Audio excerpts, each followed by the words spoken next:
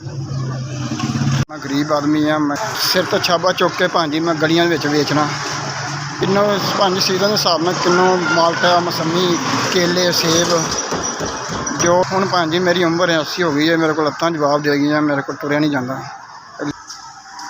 बच्ची सी मेरी जो कैंसर की बीमारी दी हैगी सी, जो मेरे को रास पूंजी हैगी सारी मैं उत्ते ला ली।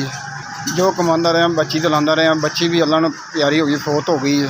रेहड़ी नहीं मैं बना सकिया, माड़ा बंदा। मैं तुहाडे वास्ते दुआवां करांगा। मैनूं एक रेहड़ी लिया दिओ।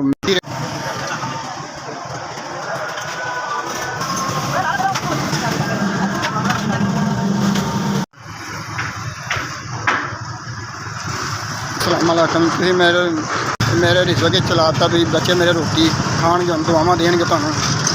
मेरे को छाबा नहीं चुक्या जांदा पिया। मैं तुसीं रेहड़ी मैनूं लियाती, मेरे को छाबा हुण छुट गया। तुहाडा भला करे, अल्लाह तुहानूं सलामत रखे, बरकत पावे अल्लाह ताला तुहानूं। तुसीं मैनूं 12.5 हज़ार की रेहड़ी लिया दी, अल्लाह तुहानूं सलामत रखे। अल्लाह तुहाडा भला करे।